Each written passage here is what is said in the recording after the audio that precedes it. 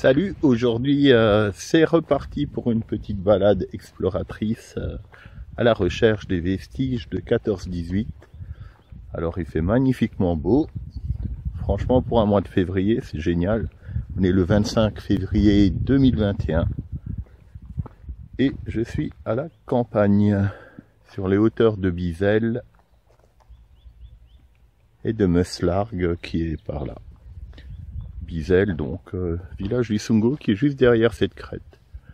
Donc ce coin était à l'époque occupé par les Allemands et les Français étaient du côté de Fétérouze, tout derrière ces collines, à environ 4-5 km d'ici à vol d'oiseau. Donc je connais déjà tous ces lieux, mais c'est toujours bon de revenir jeter un coup d'œil des fois qu'on a loupé des trucs, ou tout simplement pour faire une petite balade. Donc à tout à l'heure. Je m'enfonce un peu dans les sous-bois et on voit déjà les premières tranchées qui subsistent. On la devine bien, celle-là elle va par ici. Elle va un peu plus loin. Puis ça redescend le long de la crête, il y en a un peu partout. Donc je farfouille un peu par là. En fait la tranchée conduit à cette sape qui est bouchée, remplie de détritus. On passe un peu en haut de cette petite crête. Donc toute cette partie en cercle ici, c'était l'entrée de la sape. D'ailleurs on voit que les blaireaux s'y sont installés. Puis ça descendait jusqu'à la rivière, ça zigzagouillait comme ça. Et il y a probablement ce qu'ils appellent un stollen, un tunnel souterrain là-dessous, qui doit être à moins 7 mètres, qui doit ressortir là-bas, ou un peu plus bas. Donc il y avait probablement des abris et des couchages là-dessous. Voilà, donc, intéressant. Comme je le dis toujours, faut toujours farfouiller. Donc j'étais là-haut, en haut de la crête, et puis ça zigzagouille un peu partout, les tranchées, on la devine ici. Et puis finalement elle plonge, il y a un abri derrière ce chêne qui est boulé, environ à 10 mètres d'ici. Et puis on voit que la sape, elle sort en fait au pied de ce chêne. Et on peut la deviner au loin, sous les racines là-bas. Donc c'est un très grand arbre. Il était là du temps du conflit. On peut voir le départ de la sape au fond là-bas. Donc voilà, en grande partie éboulé probablement, même sûrement. Mais n'empêche, ça reste des vestiges. Et voilà, après ça donne donc sur le centre équestre qui est là, il y a le golfe de la Largue, mais les Français étaient aussi derrière la colline. Donc voilà, c'est des positions très avancées quand même ici.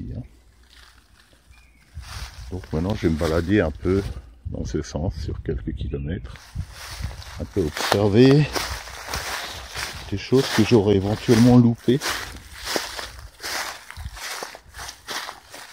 Voilà, bon, d'habitude je prends des chemins conventionnels, mais là je vais prendre les chemins peu conventionnels.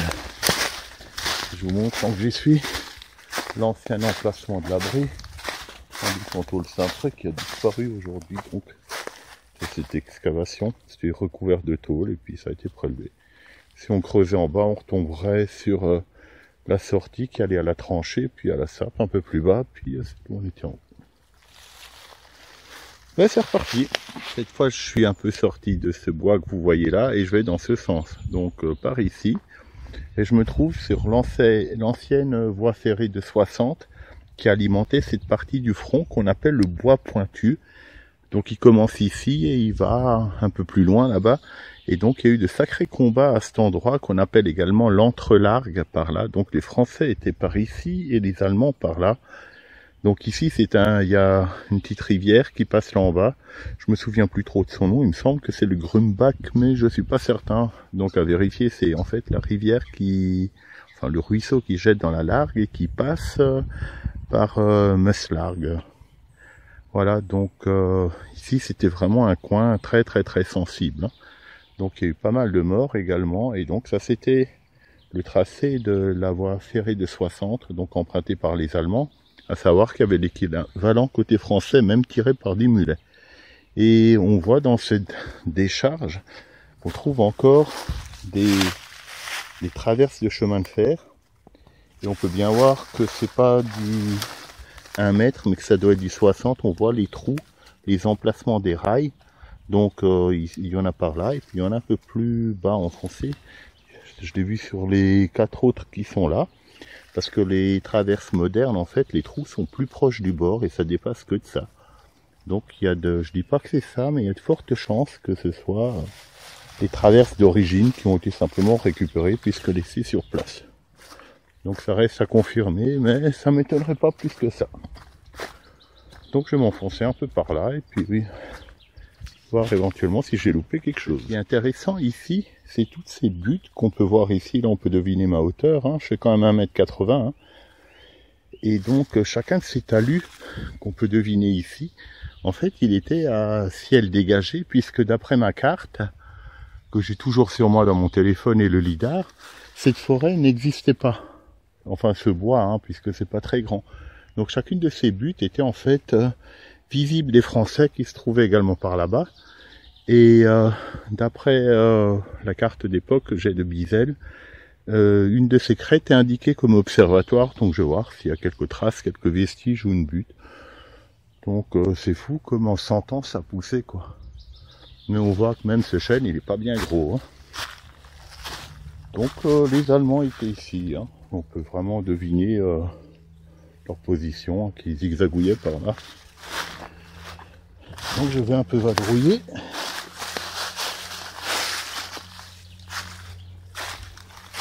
En regardant où je mets mes pieds quand même. Ce petit abri là, c'est juste pour mettre du bois au sec. Ah, je peux voir où était l'observatoire. Donc c'est une méga butte qui ressort de la crête, ça devrait être ça, je pense. Je vais pas couper. Afin qu'on voie ça. Mais ça colle, je regarde en même temps sur mon téléphone les cartes géoréférencées que j'ai fait. Et ça colle pile à cet endroit, c'est noté observatoire. Donc ça collerait avec ce talus, je pense. Qui semble artificiel, puisqu'il sort avec des notes. On fait le tour. Ben je pense que c'est ça, vu c'est ce qu'il y a écrit sur la carte. Donc je vais monter dessus. Bah oui, effectivement, ça porte loin dans le champ là-bas, sachant qu'ici il n'y avait pas d'arbre. Donc c'est le point le plus haut. Et probablement que dans cette dépression ici, qui a été creusée, il devait y avoir un abri où ils se mettaient à l'abri des observateurs. Bon. Cette fois je vais descendre par là et puis aller dans le bois qu'on voit là-bas, qui est le bois pointu. Donc à tout à l'heure. On devine bien un encuvement d'artillerie. Donc la cuve elle est ici. Et avec les tranchées de service pour mettre les munitions à côté. Et c'est mentionné sur la carte et confirmé par le lidar. Donc on est pile au bon endroit. Et donc derrière cette crête, il y avait les Français. Donc ça allait pas trop se trouver dans le coin quand ça canardait. Voilà, là j'ai ma tranchée que je suis pour aller au bout comme dit, et puis dans le bois derrière. Donc petite balade sympa. Je vais faire juste une parenthèse avant de sortir du bois. Là où je suis, vous voyez la végétation qui est super dense. Il y a des bois par terre, tout est enseveli, il y a de la ronce, il y a des hêtres qui poussent. Vous prenez ces branches dans le visage. C'est vraiment, le terrain est assez difficile.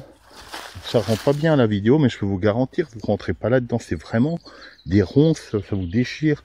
Je vous montre un peu les chaussettes que j'ai mis. Voilà, ça me protège des tiques éventuellement. Et grâce aux cartes et au lidar, eh ben en fait cette végétation, aussi dense soit-elle, n'existe pas. Et je peux vous dire que ce trou, et sans les outils que j'ai, sans le lidar, sans le tout positionné dans le GPS, eh ben je ne saurais pas qu'ici en fait ce trou, c'est le carrefour de 3 tranchées, une qui va par là-bas, une qui va par là, une qui va dans ce sens, et la troisième qui vient de derrière et qui se connecte à celle-là. Donc ce trou qui paraît rempli de saloperies, et qu'on ne remarquerait pas en temps normal, et qu'on peut même pas deviner d'ailleurs un peu plus bas, c'est quand même un carrefour important allemand ici pour dispatcher donc les endroits où on était. D'où l'intérêt d'avoir ce genre d'outil. Ça permet en fait de nommer un lieu, de le voir et de le constater sur place, quoi. Et parce que tout est pareil. Regardez, je vais faire un 360. Tout se ressemble. Alors à l'image, ça rend pas bien. Ça paraît facile de se balader là-dedans. Je peux vous dire que si j'allais tout droit là, pour aller de cet arbre à l'autre, il me faudrait bien 15 minutes. Tellement que c'est bourré de ronces, quoi. Alors heureusement les bûcherons, je vais me casser la gueule d'ailleurs, mais les bûcherons ils entretiennent, alors des fois ils ouvrent des passages comme ça, mais dès que vous vous en éloignez, vous rentrez plus là-dedans. Et donc d'après le lidar, ici il y a ce fameux carrefour qui va là, et probablement, donc je vois en pointillé, d'après la carte d'époque, il y aurait encore une sape qui partirait vers le bas. Et ce qui est un peu logique vu que les Allemands étaient également un peu sur ce versant de l'entrelargue qui pique de l'autre côté de ce ruisseau. Donc voilà, je referme cette parenthèse. C'est surtout pour vous dire que depuis que j'ai fabriqué mes propres cartes, avec de puissants logiciels et puis des sources que j'ai pu obtenir par diverses relations, donc ça m'aide bien sur le terrain. C'est très intéressant et surtout instructif pour poser un nom sur ce qu'on trouve. Voilà, là j'ai fait le tour de cet endroit. Vous voyez, on peut pas aller là-dedans et encore moins deviner ce qu'il y a aujourd'hui. Mais le lidar permet ce genre de choses, puisqu'il est capable de supprimer la végétation. Voilà. Donc je continue. Je me trouve à présent sur une ancienne voie ferrée allemande également, quoi. Donc le paysage est superbe, un temps de fou. Alors j'ai vite quitté ce chemin pour aller me faufiler là-haut, puisqu'on arrive vraiment au front, au bout du bout de la partie allemande et les Français. Donc ça c'est également allemand. Et vraiment ça c'est l'entrelargue, là-bas il y a la largue qui coule vraiment là où la forêt elle descend. Là il y a cette fameuse rivière que je pense être le Grumbach, ça à voir le nom. Et les Allemands, ils arrivaient à leur limite. Là je vais être vraiment à la tête du front. Et donc voilà, on voit les premières tranchées qui commencent à monter. Donc je sais qu'il y a quelques blocos là. Donc il faut que je revoie exactement où ils étaient. Et donc il y aura un petit champ. Et derrière ce champ, les Français étaient vraiment face à face. En plus d'être de ce côté. Donc là c'était vraiment le front tout simplement. Donc moi je vais monter directement là-dedans. Et puis voilà. Ok, je suis en forêt. Donc pour que l'image soit stable, je viens d'allumer mon appareil de stabilisation d'image. Donc l'avantage c'est que vous n'aurez pas le mal de mer quand je filme. Alors ce qu'il y a de bien c'est que je peux le commander comme ça avec d'un seul doigt, le monter, descendre, gauche, droite, voilà. Donc je suis au-dessus de ce champ d'où je viens et on peut voir le premier blocpost allemand qui est ici en contrebas avec la sape qui y mène, la sape d'accès. On peut voir un des petits trous qui a été aménagé par un blaireau pour rentrer dedans. Donc vous voyez cette chose là, c'est un blocpost donc auquel il manque le toit. Donc il protégeait la route et le chemin, et en même temps comme le train s'arrêtait là, ça faisait sans doute aussi un peu dépôt de munitions. On voit tous les départs de tranchées, donc ils vont évidemment combler aujourd'hui. Et on voit les éboulements de sable comme celle-ci par exemple, voilà, donc qui est quand même assez grande, elle fait 3 mètres de haut. Donc tout ça c'était en souterrain en partie, avec la partie haute qui s'est affaissée. Donc normalement ça devrait pas trop bouger avec le stabilisateur, faut que je fasse gaffe aux branches quand même. Donc je connais bien les lieux, mais comme j'avais pas le lidar à l'époque quand je venais ici, aller trouver quelque chose là-dedans. Maintenant le gros côté c'est que je sais exactement où je vais. Donc voilà. La petite voie de 60 continue également par là, parce qu'il y avait des embranchements. Et donc ça dispatchait, on voit une tranchée qui monte par là. Je je vais un peu la suivre. Donc évidemment, il faut vous imaginer des tranchées profondes d'1,80 m à 2 mètres, hein, voire plus, qui ont été comblées depuis. Souvent par les civils qui étaient payés pour les reboucher. Donc, j'essaie de faire gaffe, je mets mes pieds. Donc à l'image on voit pas bien, mais il y a des arbres comme ça, hein. Et il faut à chaque fois fermer les yeux. Là on voit qu'il y a un embranchement ici, une tranchée qui va par là, et une qui faufile comme ça. Et un point un peu plus haut. Donc je fais tout en live. Enfin, j'enregistre en live, mais je diffuse pas en live. Alors ça monte, ça descend. Forcément ça essouffle un peu. Là j'arrive à la crête où il y a le champ. Je pense que je devrais pas être loin du front. Voilà la forêt où j'étais avant, où je vous ai parlé de l'observatoire, donc j'ai fait tout le tour comme ça. Et voilà. Ces champs étaient déjà là à l'époque. On voit le système de tranchées ici, qui va dans tous les sens. Je pense que je vois le premier blocos. Alors de mémoire, ils sont tous explosés, il leur manque le toit. Parce que comme ils étaient ferraillés par des rails sur le toit ou des ipènes, donc après la guerre ça a été récupéré. Voilà, alors tous ces trous là derrière c'est des tranchées. Ça je crois que c'est le premier. Donc vraiment face au front du bois pointu. On peut voir qu'il était sacrément bétonné, mais qu'il est complètement explosé. Vous voyez son entrée là. Et sa dalle qui a disparu. Donc je pense si on creuse en bas, on devrait arriver de l'autre côté vers tous ces sapes qui mènent. Pour vous donner une idée de la taille du béton, donc ma main doit bien faire 20 cm, c'est pas un peu plus. Ouais, ça fait 60 cm. Voilà, je vais en faire le tour. On voit le système de tranchée. Hein. Je vais essayer de peut-être aller là-dedans. On voit qu'il a été soufflé littéralement. Hein. On voit le béton et ça c'est l'intérieur du blocos en fait. Donc je marche sur les déblais du haut souffle. Donc cela aussi, de tout ce que j'ai pu apprendre, il n'a pas été touché au but, sauf maintenant erreur de ma part à confirmer. Mais je pense plutôt que c'est les rails qui ont été prélevés, comme a fait Terrousse d'ailleurs. Là une de ces fameuses sapes d'entrée qui faisait peut-être même sortie de secours pour... Vous voyez mon appareil là, à l'ombre, comment je peux l'incliner, ça bouge pas. Voilà, je pense que c'était soit à l'abri attenant au blocos, ou soit un bout du blocos lui-même. On voit qu'il y a des trous un peu partout dans le sol. Comme ça, faire gaffe qu'on met les pieds.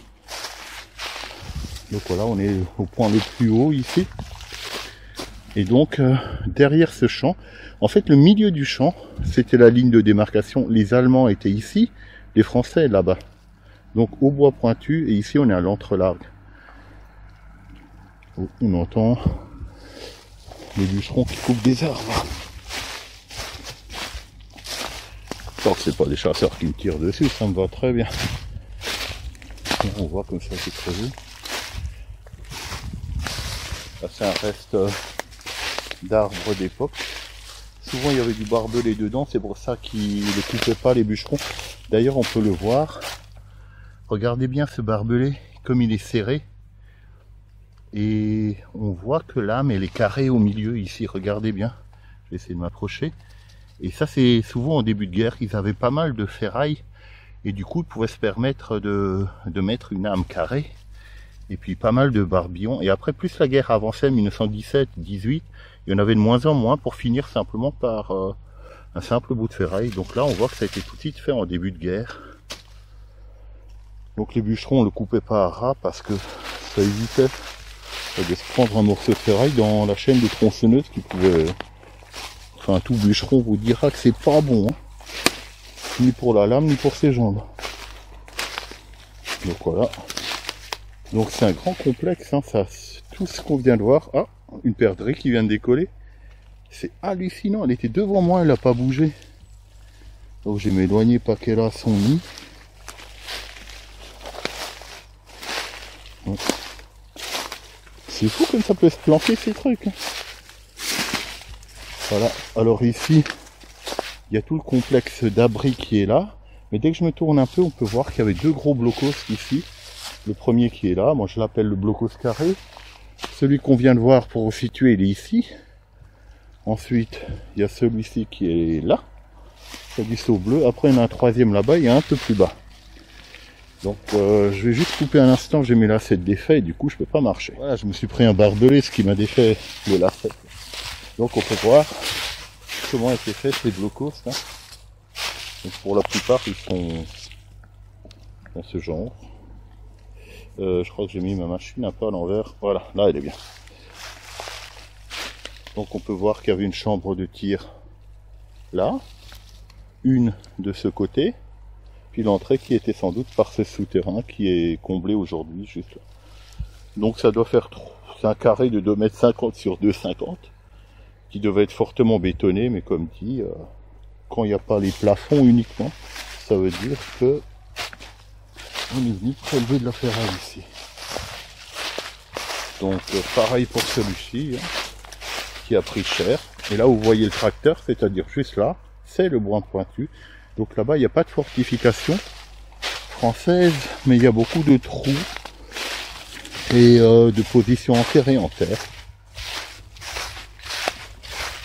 Donc on peut voir que c'était de la bonne bétonnasse. Et celui-ci, on peut voir en dessous encore que c'est une dalle carrée. Et ça, c'était la dalle supérieure. Celle-là ne semblait pas ferraillée, hein, je vois pas les emplacements. Ce qui explique que le bloc est resté quasiment comme ça, quoi. On peut voir que ça a bien volé. Il y a même un morceau de béton qui a volé jusqu'ici. Voilà, plus loin, on peut pas aller.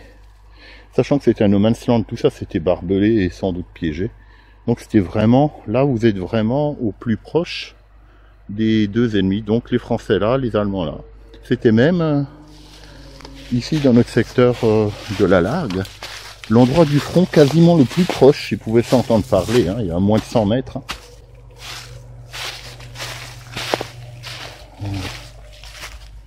Voilà, évidemment, après il y avait encore plus proche quand on va vers la Hartmann-Niederkopf, là-haut sur la montagne. Mais ça c'est autre chose. Donc je filme en continu, comme ça vous voyez un peu avec moi ce que ça fait. C'est vachement embêtant de marcher là-dedans. Que vous avez des chutes de bois, des branches cassées, du barbelé, et surtout ce maudit tronc, ça, ce machin vert là qui paraissait mignon, c'est un cauchemar à marcher là-dedans. Mais bon, on va pas se plaindre. C'est plutôt mes chaussettes qui dégustent et le bouloche de partout maintenant. Parce que j'en ai marre d'acheter un pantalon pratiquement à chaque saison, parce que ça me les déchire, ça les taillade. Je mets des chaussettes de randonnée bien grosse là du club vosgien, ce style là, et c'est plus facile de changer les chaussettes, ça tient chaud et très facile à remplacer. Donc c'est quand même fou de se dire que juste derrière ce champ il y avait les Français et les Allemands étaient ici, et de mémoire il y a un blocpost vachement proche ici. J'avais même trouvé des moutons morts à l'intérieur. Enfin, les gens les avaient bazardés. Vous voyez, dès que je m'éloigne un peu, il me semble que c'était là. Ouais, c'est ici. Je sais pas s'il y en avait un ou deux. Donc il y en avait un ici. Donc le toit est disparu. Vous voyez, c'était vraiment la première ligne. C'était pour un seul bonhomme là-dedans. Donc c'est du béton, hein. Donc il tirait par là. Le Français était en face. Et c'était protégé. On voit un peu le ferraillage ici. Vous voyez un peu la ferraille qui sort du béton. Et voilà, il pouvait canarder là. Il y a cette tranchée. Maintenant, je vois pas s'il y avait une position juste là derrière Je tente le coup, mais je crois pas. Je vais quand même voir, parce que plus curieusement, il n'y a pas. Même si on peut pas passer, ben, de visu, je vois rien. Peut-être à cet endroit, mais je pense pas. Voilà, et puis après, il y a les autres qui enchaînent là-haut, où on était. Alors derrière, c'est les abris, évidemment, pour se replier. Et puis ils étaient approvisionnés en munitions, donc par le petit chemin de fer, là, que vous avez vu. Je vois un trou ici, il est sur ma carte aussi, indiqué comme abri. Mais c'est juste un trou, hein. Donc on peut voir. Donc ça c'est l'arrière. Puis ça c'est l'autre blocos dont je vous parlais. Où j'avais trouvé les moutons. Il lui restait une partie du toit. On peut voir ici la dalle comme elle est épaisse avec son entrée.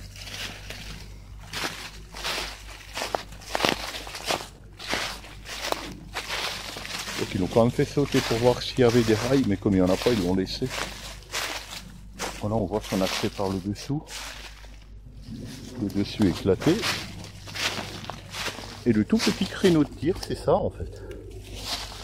Et la dalle ouverte, elle était au moins pleine de moutons la dernière fois. Là on voit pas, mais ça sent la charogne en tout cas. Bon bah voilà. Moi je vais faire demi-tour, vu que du côté français il n'y a rien en béton, c'est surtout des trous et les positions, je les ai sur le lidar. Et surtout je les avais déjà filmés sur une vidéo quoi. Que j'avais déjà mis sur YouTube. Voilà. Petit coup d'œil sur le blocos.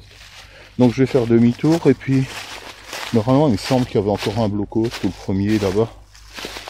Je vais quand même faire ça un peu en zigzag et puis je rallumerai. Et maintenant c'est fou, j'ai mon deuxième lacet qui s'est ouvert. Je vais juste revenir sur le chemin. Voilà, voilà. Donc maintenant, là je connais, je sais qu'il n'y a plus rien à part ce que je vous ai montré. Je vais juste suivre ce coin-là, il me semble qu'il y avait un blocos. À confirmer, j'allumerai un peu plus tard. Je filme encore un peu, je suis au même endroit, le temps de... J'ai vite refait mon lacet, il s'est réouvert, mais cette fois c'est l'autre jambe.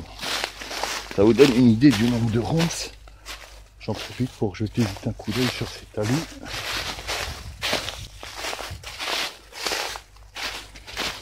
On voit toutes ces tranchées hein, qui mènent à ces systèmes complexes. Voilà, toujours ce fameux champ dont je vous parlais. Puis ces fortifications qui montent là. Donc là, je vais longer cette crête un peu pour rejoindre le champ. Et puis rentrer gentiment. Je rallume si je trouve un petit quelque chose et puis pour dire au revoir. Ben, me voilà ressorti de cette forêt. La forêt de ce bois. Hein. Donc c'est assez cauchemardesque de se balader là-dedans. Et vous voyez, si vous baladez ici, vous pouvez pas deviner qu'il y avait un blocos juste là. Donc ça c'est le premier qu'on a vu quand j'ai commencé à monter là-haut. Donc il faut que je fasse quelques pas pour voir en fait qu'il a été atomisé ici. On voit son béton, c'est à peu près le même modèle que les autres. Hein. Et donc c'était, si j'en juge ce que j'ai vu par là-bas et des cartes, c'était en fait un genre de quai de déchargement ou un blocos de contrôle ou d'appui ou de protection de la route, puisque le train s'arrêtait juste ici. Et donc de là, part cette grosse tranchée et puis ça va dans le complexe là-haut qu'on a vu. Avec également un accès par le haut. Là, on peut deviner un peu comme ça. Donc pareil, on voit l'épaisseur, ce décrochement, ça devait être toute la partie ferraillée puisqu'il devait être quand même bien protégé. Et voilà ce que je peux en dire. Donc pour ma part, moi je vais faire les 3 km qu'il me faut faire de mon véhicule. Et puis ça fait une belle balade quoi. Pour finir, je peux encore vous dire que donc cette partie était allemande, la rivière elle est pile au bout de l'herbe là. Et donc dans ce talus il y a des souterrains. Et on devine un champ derrière et encore une forêt. Ben là on voit le véhicule qui passe là-haut. Et ben derrière cette route il y a un champ et tout ça après c'est le fameux bois pointu. Il y a eu beaucoup de morts, il y a même un monument qui est là quoi. Et il y avait à peu près à ce niveau-là, ici, les Allemands avaient installé Donc des systèmes en béton pour des espèces d'obusiers qu'ils appellent, alors faut excuser ma prononciation, je parle pas allemand, ils appellent ça des Minenwerfer ou quelque chose comme ça. C'est l'équivalent allemand des crapouillots. Donc c'est des armes à tir courbe, puisque comme les Français n'étaient pas loin, il fallait que ça aille en l'air comme ça, et boum, ça leur tombe dessus.